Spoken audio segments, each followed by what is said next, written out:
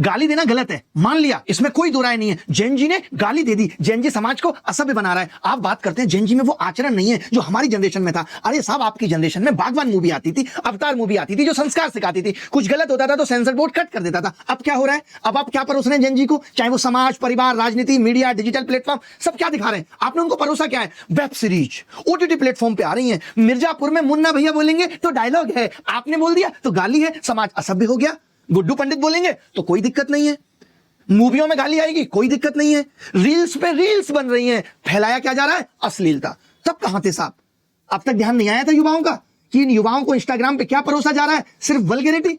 लेकिन entertainment industry क्या कह देती है? यही बिकता है। सोशल मीडिया कहता है यही चलता है। जब यही चलता है तो अब प्रधानमंत्री जी को कहने पे आपत्ति इतनी बड़ी हो गई, यानी तब तक गाली बुरी नहीं है जब तक प्रधानमंत्री जी को ना दी जाए। संसद में किस तरीके की भाषा का हमने देखा है एमपी इस्तेमाल करते हैं। आईटी सेल ट्विटर पे भर भर के लोगों को गालियां दे रहा है, नेता टीवी पे बैठ के गाली दे देते हैं। लेकिन जेन जी की गाली का मतलब क्या है? समाज असभ्य हो रहा है।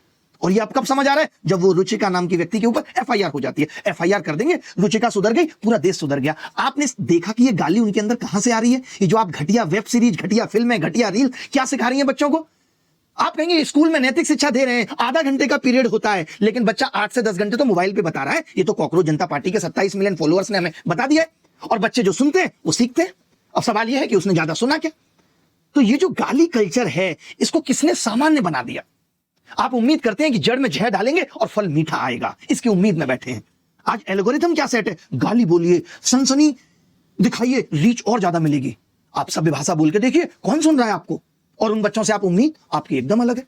जो बच्चे बेरोजगार हैं, जिनके अंदर दर्द है, जो पूरे दिन मोबाइल पे बैठे हैं, वो अपनी फ्रस्ट्रेशन अगर गाली के तौर पे निकाल दी तो ये एक बहुत बड़ा पाप हो गया है। अब एफआईआर से पूरे समाज को सुधार दिया जाएगा, सभ्य समाज को सभ्य बना दिया जाएगा। मतलब एकदम समझ से परे है। जिस बच्चे को ठीक वक्त पे जॉब नहीं मिल पाई, जिस बच्चे को 12th के बाद अच्छा कॉलेज नहीं मिल पाया, आप कह रहे हैं कि वो फ्रस्ट्रेट भी ना हो। कौन तय करेगा ये शब्दों की मर्यादा? कंगना रनौत अगर किसी को गटर छाप बोल दे तो वो शब्द ठीक है, उस पर कोई आपत्ति नहीं आई, उस पर कोई माफीनामा किसी का नहीं आया, बल्कि कंगना का खुद जस्टिफिकेशन आया। इससे पहले बेरोजगारों को बंदर कह दिया गया। फडणवीस जी ने भाड़े के, मैं तो बोल भी नहीं सकता। तो ये कौन तय कर रहा है कि भाषा की मर्यादा क्या है? Who will decide?